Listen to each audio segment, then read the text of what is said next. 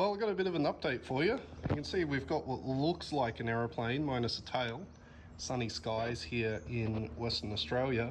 We've got some stuff going on, but the electrical system is basically done. There's a little bit of a hole in the dash still, but all of the wiring here, it looks like a mess. It's really hard to show you on a camera, but let's go ahead and show you a lot of the issues that have been solved.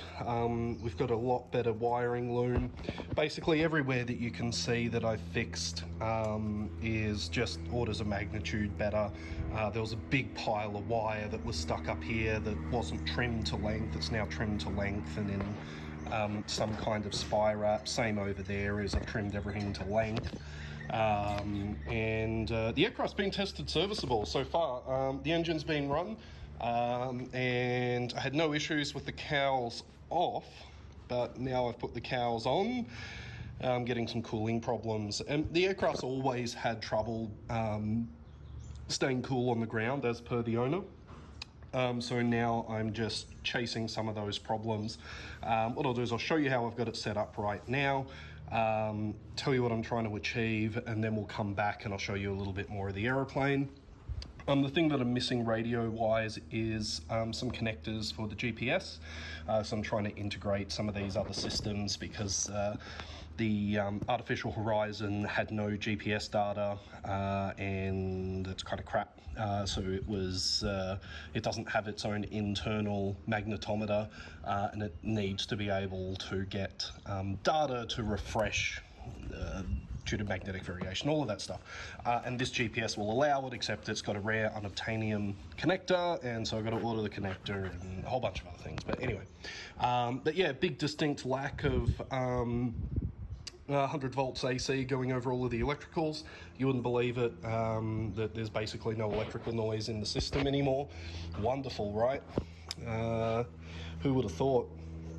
But the system's looking a lot better and it's ready to run.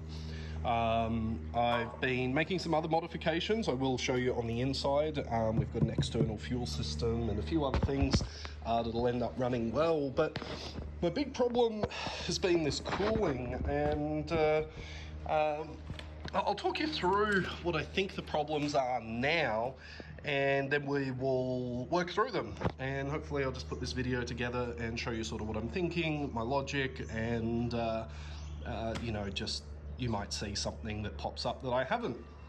So the problem is the water temperature and the oil temperature just skyrockets with the cowls on. With the cowls off, I couldn't even get the engine past 80 degrees Celsius water or oil. With the cowls on, daylight, it's going to 110 sitting at idle. Sitting at idle about 2,500 RPM, which is a very direct indication that there's something wrong with this smiley face that we can see here in front of us. And I've got a couple of potential places that I think the problem is. You say, well, these holes, you're going to think maybe these holes, the cooling air that's going into the cowl might be a little bit too small. My instinct is as well is that these are a little bit small, but I think the actual problem is twofold. And the first one is the coolant and the oil radiators are stacked one in front of each other. So as the water gets hot, so does the oil.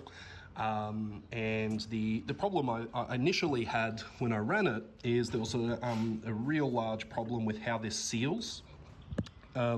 Basically there's no seal between this ducting here and the cowling. So this morning I went ahead and covered it with tape to try and see if that will help a little bit. But the other problem you can kind of see, it's why I left the prop here in front, is, let me just rotate the prop, is the area of the prop that's actually doing work starts about here and outboard. Everything that's here, you can see from the shape, it's just round. So there's almost no idle air that is going to be, the engine is at idle. It's not producing a lot of flow. If anything, the propeller's actually getting in the way. And that's true for where the these vents are here as well. You can kind of see the blade angle where the prop is. And so my instinct is when the cowls are off, there's a lot more airflow, obviously, from all of this sort of diameter of the blade, which is cooling everything.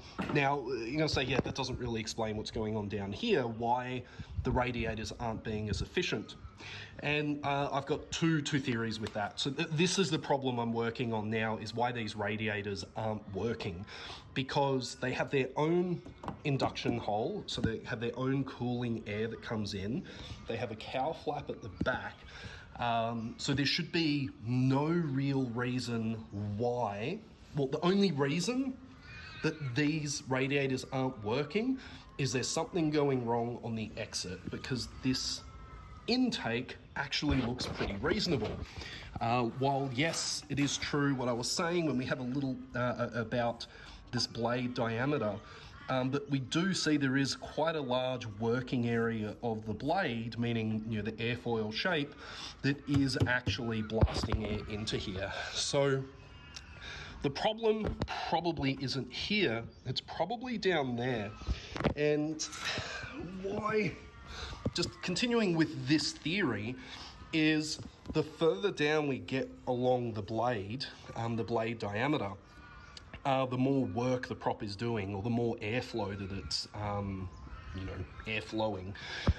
And there's one of my theories, is that the exit of this cowl flap is almost 3/4 blade diameter. There is this is where the prop is doing, 60 to 70% of its thrust production is around here. And so I have really low velocity air, or low flow, going in here, really high flow hitting here. And what I'm expecting is, and let's not talk about all of this surface area that's there, what I'm expecting is the airflow to come down through here. All of this is collecting and then blowing down past the cowl flap. And because cooling only works by a delta, or a difference in pressure, is that the pressure in this area is going to be far higher than that small amount of air that's going in the guts there and coming out here. And so what I'm expecting to see is this airflow coming, because this is higher pressure. I think we're going to see these little flicky boys here, our tufts. I think we're going to see them wrap around and go back into here. So I think we're going to see this really large eddy around here. See, it's going to be hard because we're on the ground and propellers and all of that. So I've gone ahead and tufted above the cowl flap, beside it, underneath.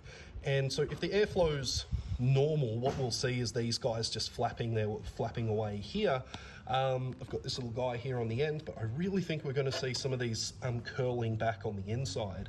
And if they curl back on the inside, well, there's airflow going the wrong way, and the prop is basically driving air into the radiator, and it's creating basically a back eddy where no air can flow through the radiator. Compared to when all of this shit is removed and the prop just blows past it, it's actually just taking all of that hot air and blowing it aft. So the addition of this cowling can be a problem. The other problem is there are holes everywhere in this cowl, absolutely everywhere.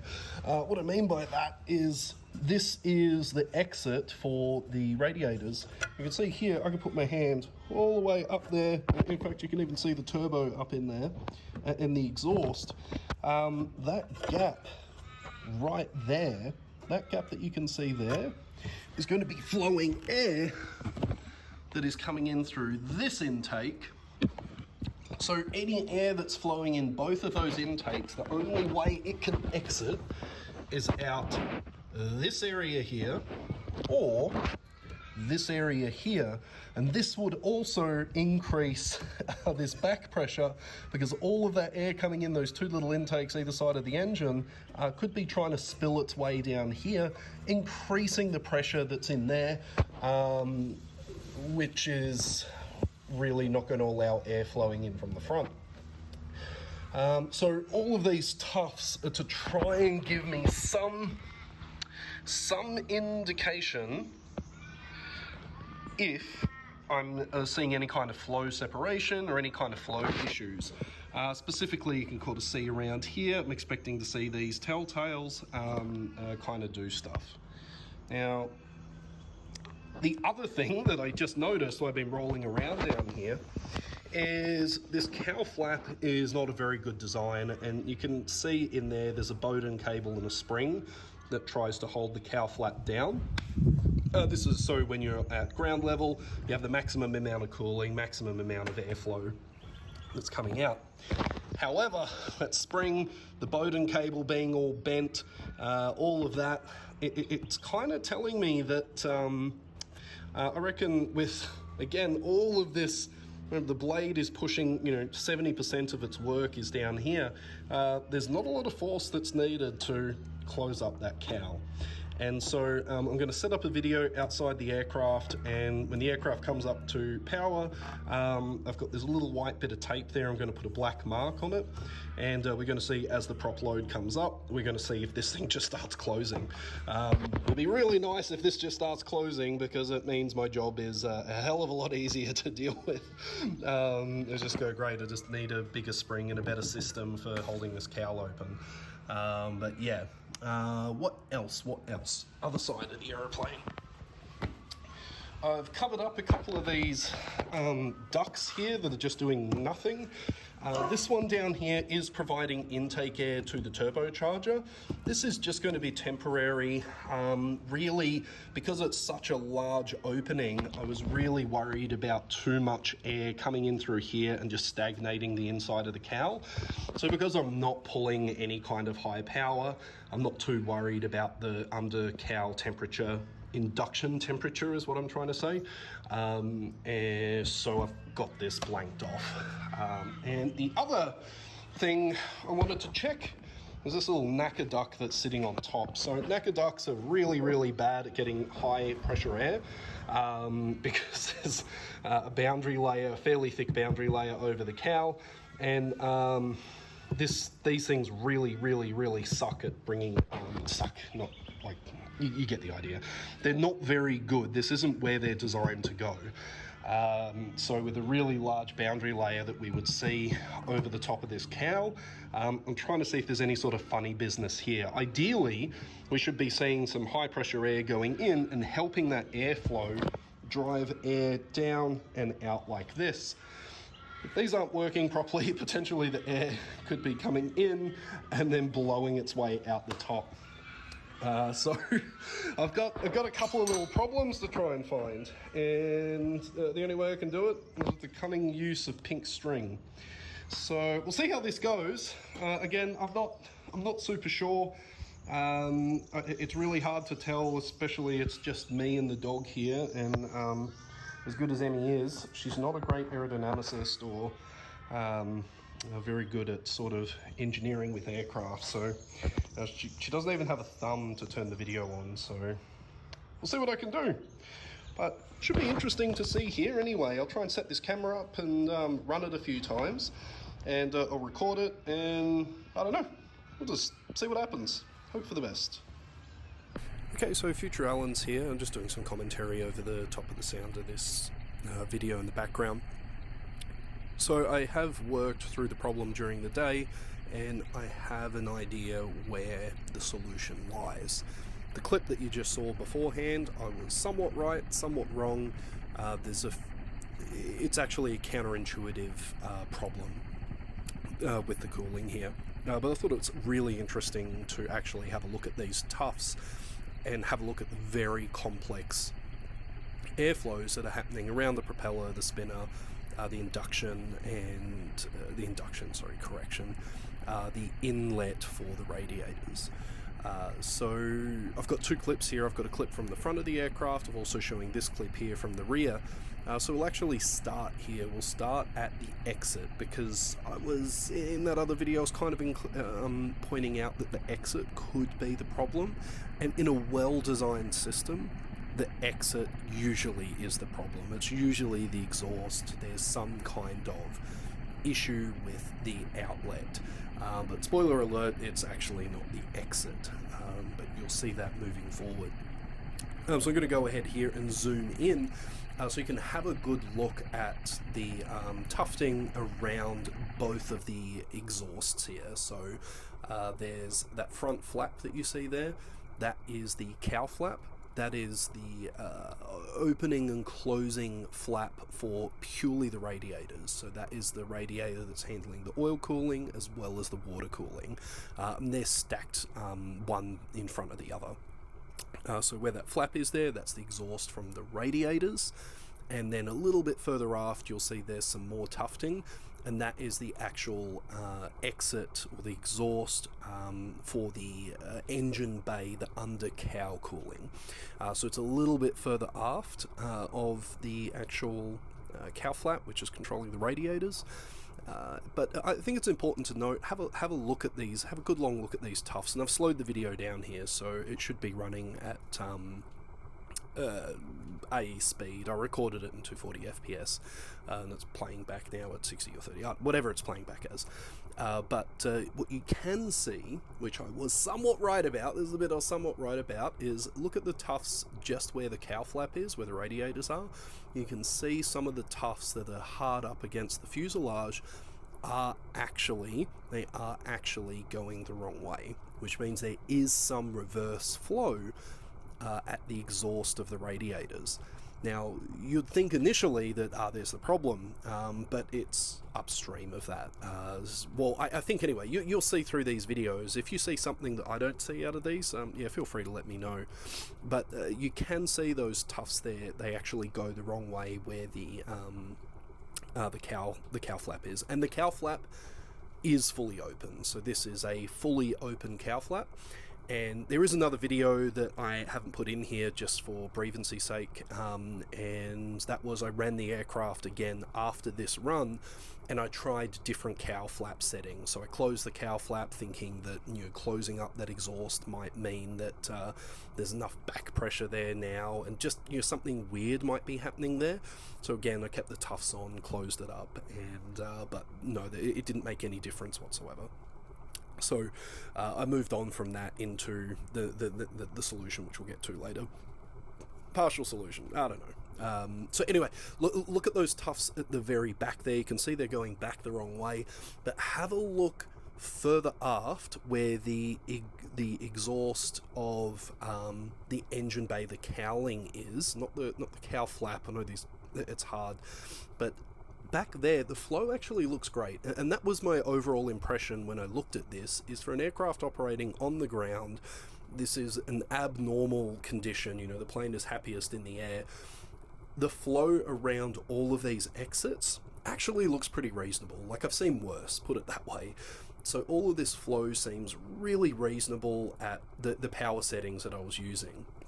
And this was low power to medium power, so that first clip was pulling around sort of 2500 RPM, 23 to 2500 RPM, and then I pulled quite a bit of power and pulled it up to about 4000 RPM, which in this engine is, you know, it's about 60-70 horsepower, but there's quite a lot of thrust produced with that higher RPM, but in both of these clips, you'll see the next clip coming up here. That next clip is with power. So these first clips, the engine was only turning over, or the engine was turning over at about 2200 to 2500 RPM, which means the prop is doing about 1200 RPM. Then I went and pulled 4000 RPM, high power, so the prop is doing about 2000 RPM, about 1800 thereabouts, producing quite a bit of thrust, but we don't actually see the flow correct itself or change. So at low power, the flow is looking reasonable. At high power, the flow is still looking reasonable. So after seeing that, I kind of needed to move on and find something else. So let's have a look at it from the front. Okay, so I've got the video rolling here, just from the front. There's a couple of areas of the tuft that we can have a look at and move the camera around. So at the very top of the cowl there, we can see the NACA duct. We can see the NACA duct is doing what a NACA duct should do, which isn't disrupting the boundary layer, but it's not really getting a lot of high velocity air into that actual scoop.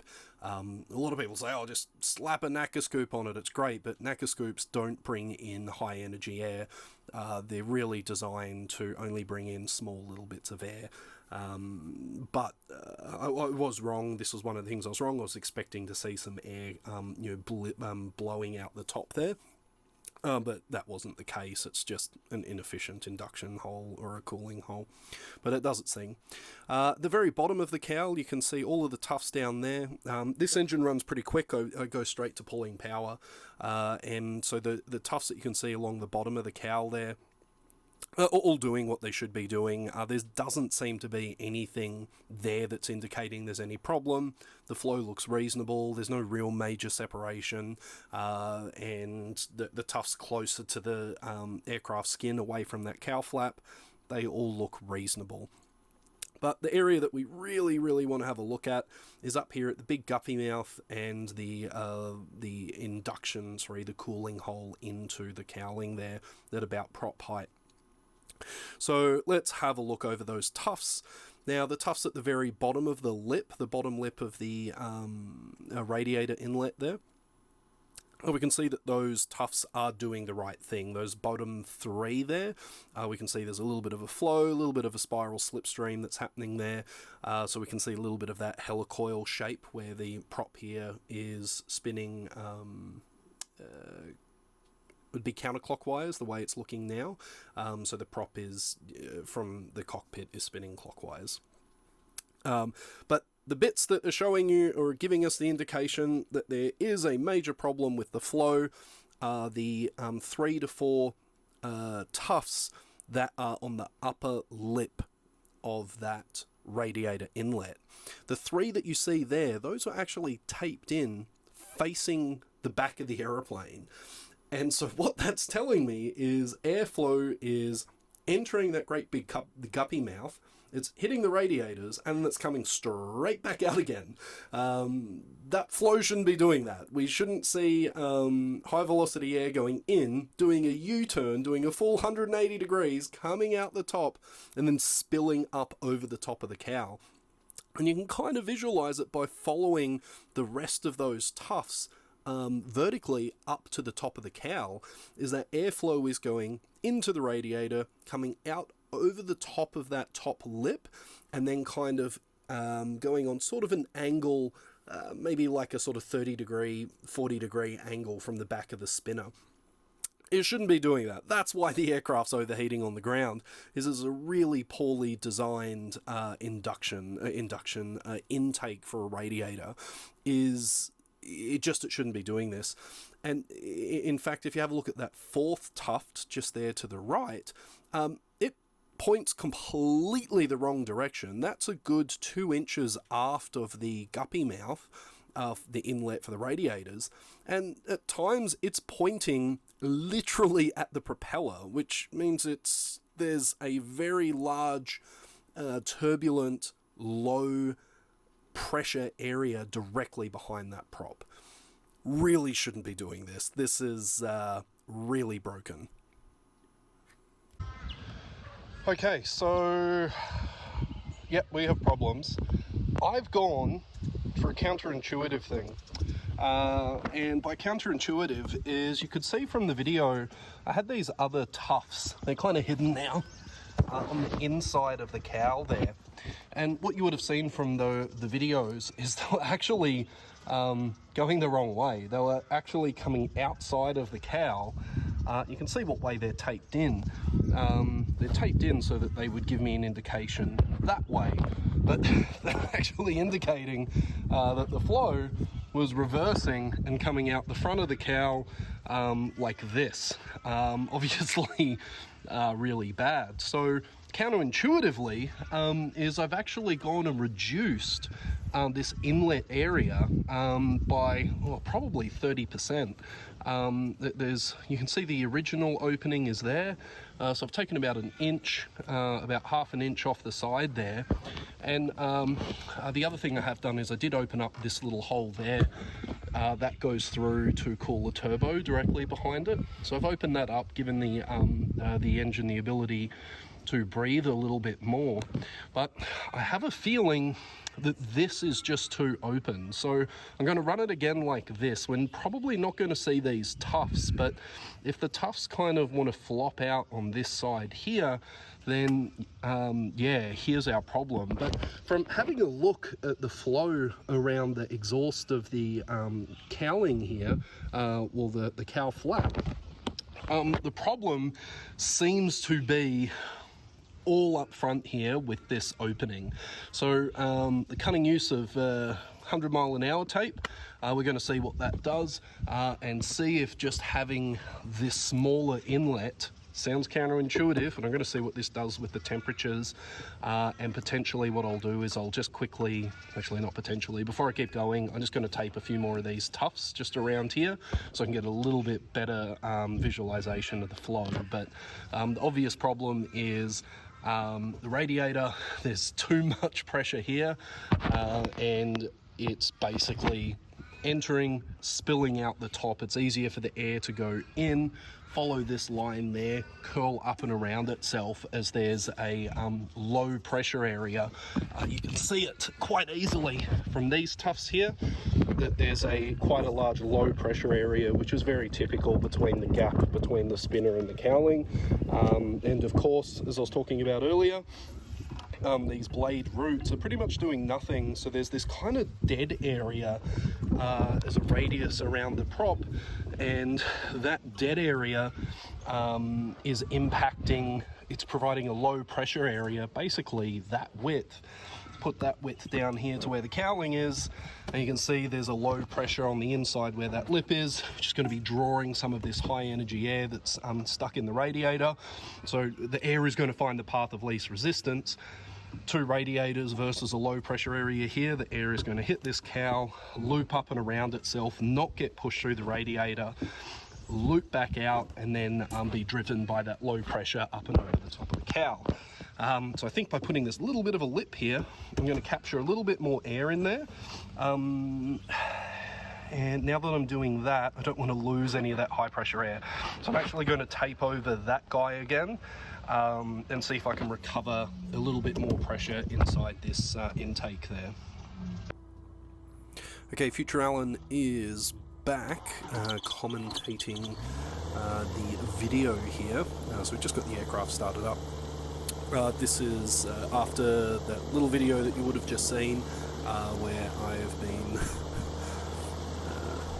professionally engineering with some duct tape and have closed up that mouth a little bit here, and because the engine was warm, I'm able to get it up to temperature quite quickly.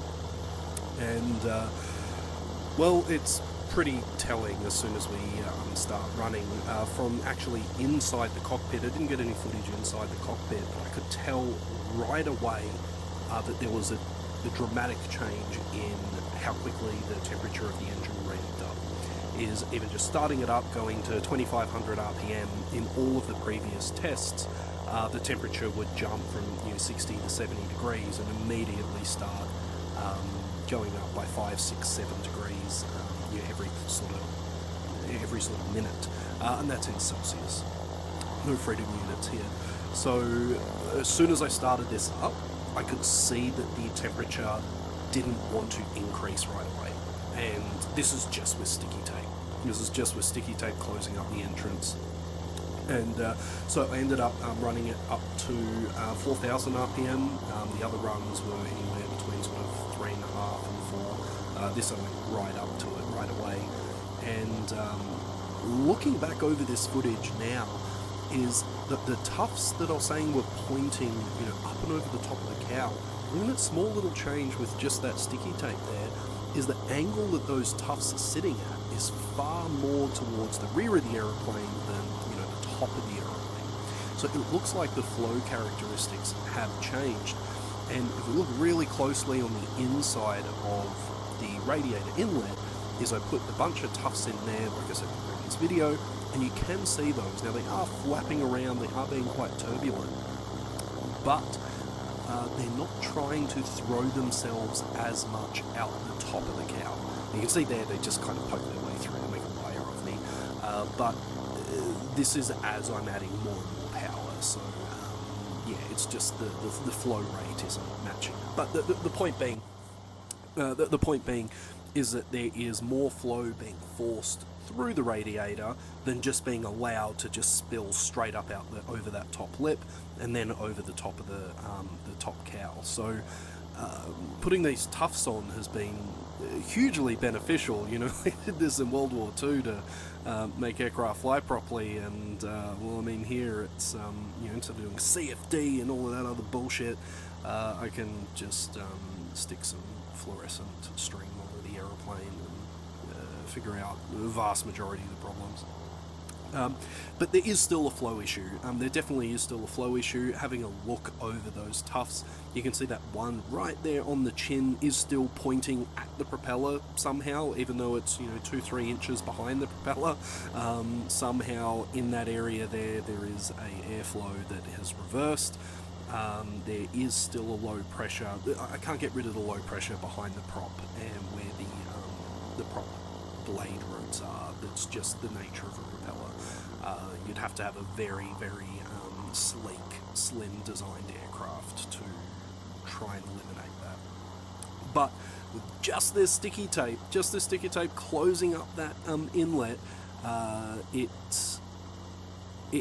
definitely, the engine definitely didn't heat up anywhere near as fast. So tomorrow, I'm recording this from the safety of my boat. Tomorrow what I'm going to do is add some more sticky tape. Oh, I'm pulling more power here in the video. I'm going to add some more sticky tape and try and round that lip off a little bit more and see if that helps. Because the more I can understand what the shape is meant to look like with sticky tape that I can quite easily remove, the easier it's going to be to actually effect a repair. Because I can then take some photos of what the tape looks like, get it sort of looking about right, and kind of go from there. Because anything is better than what this currently was. There's probably a note. I'll just chuck this picture in here. The other thing that is a this is the old engineer playbook here when you don't know what the fuck's going on, is see what the other guy did. And if I go ahead and put a picture up here of what the modern version of this aircraft is, this thing was a kit from the early 2000s, that being nearly 20 years ago now.